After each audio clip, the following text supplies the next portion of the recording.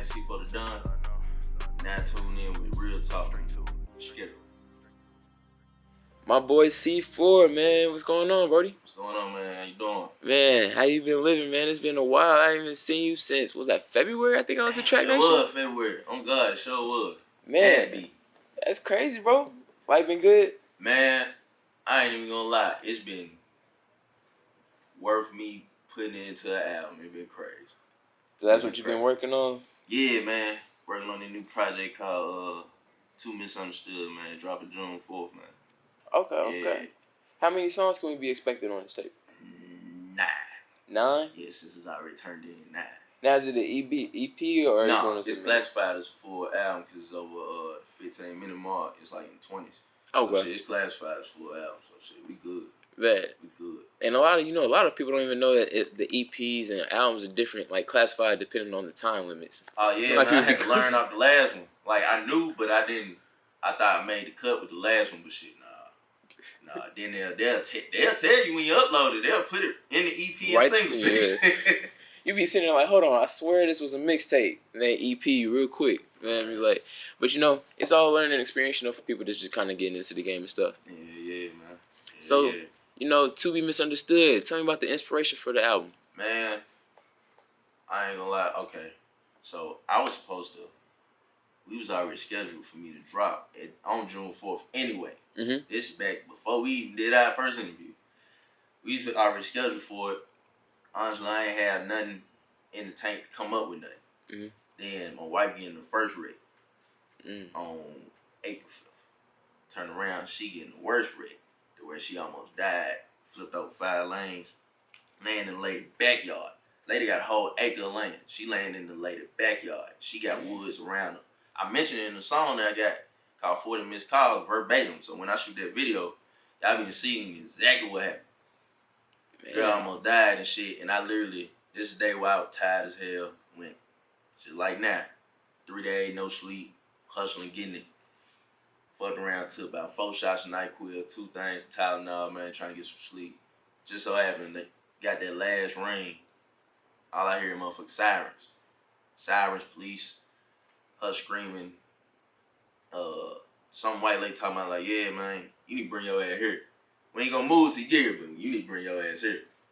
So from that to now she ain't working no more. She got to literally learn how to walk, grab shit, look, talk. You know what I'm saying? She basically, she went from, I don't want to say a vegetable, but she was fucked up. For real, she real fucked up. But getting her back rolling and seeing like how straight you really, you know what I'm saying, how solid you really can be. Like you learn that in your first, they say you learn that in your first year of marriage, but really it could be a few years. Crazy is we had all types of shit happening all in the first year of marriage. Like we ain't even at first year anniversary yet. That's like July 24th. Mm-hmm. But shit, man, that shit happening and shit, gotta give me something to talk about. Right. And shit, when I played it for motherfuckers, they like, yeah, you gotta be in my feelings, nigga. Yeah, that's what's supposed to happen. So shit, yeah, man, it just gave me something to talk about. Like, cause I didn't have shit to talk about at first. Right. Be honest, shit, I ain't had nothing to talk about, but yeah, man. But everything worked out, like working out, bouncing back. She bounced back, started back working this week. Yeah, this Monday and shit. Started back working. Shit, she getting back. So, yeah. Man, no, I'm definitely sorry to hear that, but at the same time, I'm glad to hear she's doing way better, Yeah, man. I mean, shit, everything happened for a reason. You get to see who really in your corner when shit fuck up. You get to see who really pop up out of nowhere when they can tell that a situation can benefit y'all, because in reality, dude was going 130 something miles an hour at a 45 mile an hour lane on Walnut Grove. Hit her from the back. Her car looked like split in half. You know what I'm saying? So I don't know how the fuck she survived and she would have got 45. airbags, but still, I don't know how she survived and shit. And then he took off. Oh wow. So, but he had full coverage. So my thing is like, so what kind of car is he in to just be he like in, hitting it and smooth? Fat body, like a truck. Infinity, fat body Infinity Q, some low car and shit where he can get on down 180. Like even in the rental car, man, shit, I can get on down to 120. I'm doing 120 easy and 70 and head here. Man. So shit, that's how I made it here on solid on time. Goddamn shit. Man. Yeah, but he doing that shit at 45 mile an hour. Shit where red light, where there's lights and everywhere. So you fucking around here, and you took off, but you got full coverage. So people see that, be like, oh, you got full coverage. No, y'all finna get some money. Popping out the woodwork, like, you need this, you need that. Nah, that's that fake. That fake want to be around. Mm-hmm. Shit, let me help and shit. At the same time, you get the back end of it, like, shit, I don't give a fuck. I don't know the motherfucker, so I don't give a fuck. Got hit or not. You see that type of shit, and I would have never. Some of these motherfuckers, I'm talking about family members, would never know.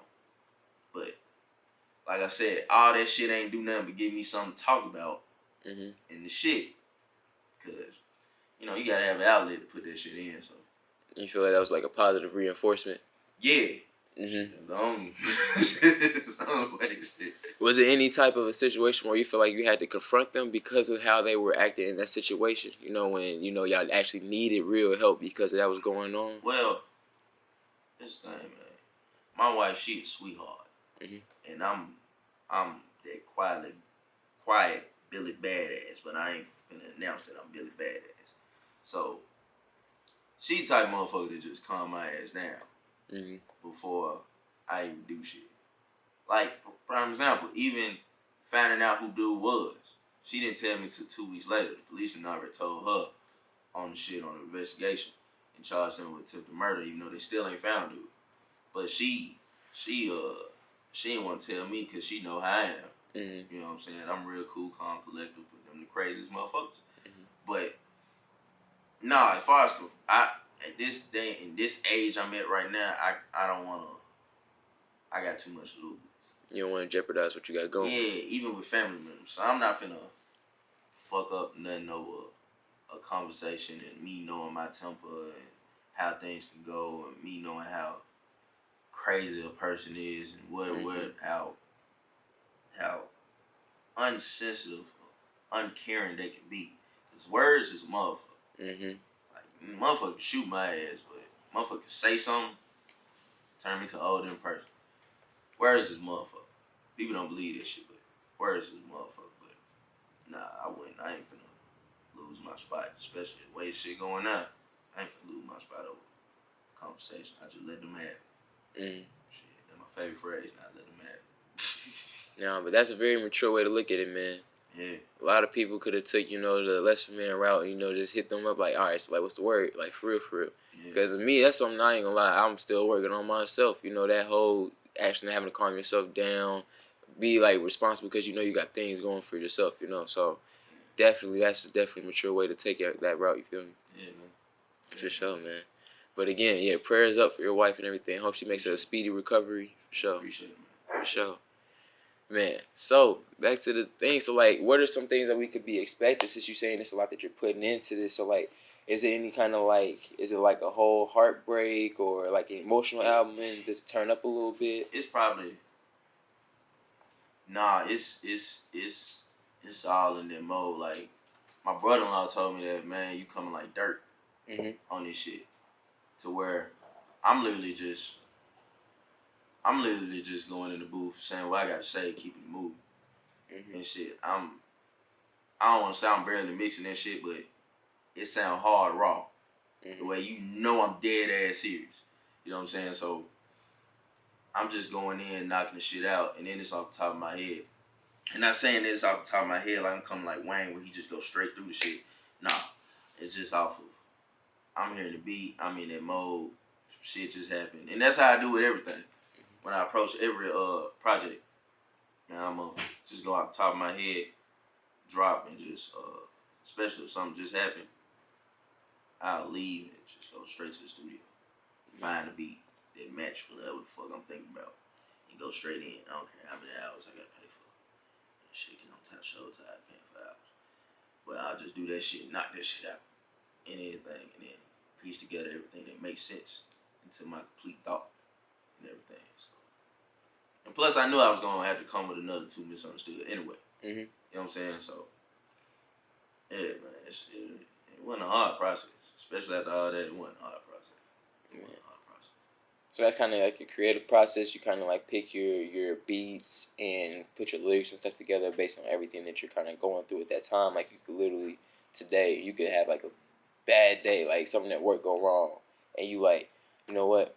Let me go to the studio, and you hear a certain beat, like, yep, this is the one I got to talk about, work about. Yeah, like I don't even when producers send me beats, I wait. I don't listen to the beat until I get in the studio because after about 36 seconds it's over with. I be done gave it to one of my partners or something. You know what I'm saying? Because I'm such in a it's sad to say, but I'm still in a producer mode to where I'm not paying attention. Like I can't listen to the same beat over and over because I can't come up with nothing at that point. Right. Like my thoughts only run in a short second. All my thoughts and how I'm coming is only running in a short second. So after a minute, so it's over with. I gotta go to the next beat. But yeah, that's most of the time it's off of when something bad happens, and I need to get something off my chest quickly because I'm really a quiet and conservative person. So that's most of the time when I'm dropping all the time. Understandable. So one more question, man. So like for somebody to be like, quiet and conservative, how hard was it for you to actually, start expressing yourself in your music? It started for me literally just when I had my own studio. Nobody there, drop. So yeah, man, it just started from that. Like, and once I got comfortable playing it for a few people here and there, and they rock with it, they rock with it. Once you get to person 20, like, yeah, this shit hard. All right, cool. I might put some shit out, see what the fuck going on. Let it build on its own, and once you let it build, while that's building, your confidence building. Right. Same token. I mean, if it stayed the same or it plateaued and shit, of course I wasn't gonna be doing that shit. I'd be fucking recording somebody right now. Right. Or make some beats. But yeah, it just, and plus I'm not talking about, I don't want to say my genre, but I'm not talking about average shit that somebody else is talking about, like, and that you normally hear on the radio, or even me. Like I said before on the last one, me that all that shit lame. I mean, it's cool, whatever, but it ain't. I'm talking about real life shit that you can relate to. You can relate to losing your job. Relate some girl getting a record, your mama getting a record, something. You can relate food stamps. You can relate the eviction notice on your door. You know what I'm saying? You can relate to having 2 jobs and both of them motherfuckers call you talking about your assignment ended. Out in fucking nowhere. Late the lights going off. You know what I'm saying? Being late on insurance or being late on note, and then next you hear beep beep outside, you waking up running, that shit gone. Your whip gone. I'm talking about real life shit. You know what I'm saying? So yeah. That's all I'm on. And shit. What everybody else got going, that's cool, but my shit completely different. Organic, real, raw. And shit. That's all I'm doing it for. I love that. You said that in your last interview, man. You like everything to be organic, real, raw, and genuine, purely just you and different from anybody else. And that's why I really respect your music and how you go into your whole creative process, man. Yeah, man. I appreciate it, bro. Anytime, man. So before we go ahead and get you in the booth, man, you got any special shout outs to anybody in your team that you want to go ahead and let them know, like, what's going on from Real Talk, from the Dawn? Man, shout out to God for getting me here. Shout out my wife for holding it down. Being the strongest motherfucker I ever met in my life. Shout out to fam, the real family. Shout out to my guys and the team. Money Train Empire, Pat Juice. You know what I'm saying? Hey baby, KJ go get him. 2 a.m. Puncho, C Major. Shout out to the folks from the block. I know what's going on. I ain't gotta say too much. shit. Yeah, man, we just gonna keep it easy, breezy, and real. All the way through. All the way through. That's real, man. I appreciate you again for coming and support the platform, man. For real, man. Appreciate you for having me, man. You know, you're the first person to come back. Oh, for real? This is history. This is the first person to come back on the second time. Oh, we gonna keep this shit rolling, man. Fuck all that. We gonna keep this shit rolling. For sure, man. We been locked in. We gonna stay locked in, man. Yeah. For sure. Yeah. Let's go ahead and get you in the booth, man. Say no more. Let's get it. Let's go.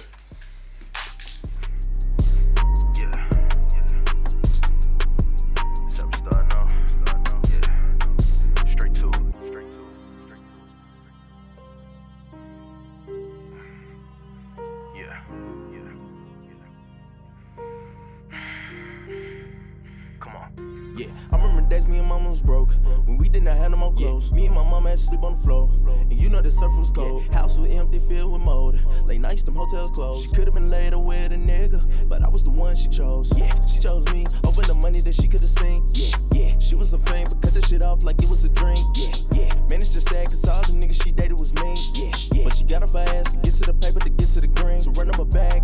I remember days when she came in the house and that shit was full of cash. Yeah, she told me to count that shit up and put the whole thing up in the stash. We was on the way to them riches, no more living in them rags. Yeah, 'cause that was trash. Yeah, going through all the struggle, I couldn't take it. I was so proud of my mother 'cause of all the risks she taking. I was so proud of my mother 'cause of all the shit she taking. I'm just proud of my mother 'cause she could've quit but faced it. 'Cause we ain't broke no more, not sleeping on the floor no more. Got heated, ain't even cold. Got cheese and ain't even old. Got drinking, ain't even pulled. All this money and ain't even stole.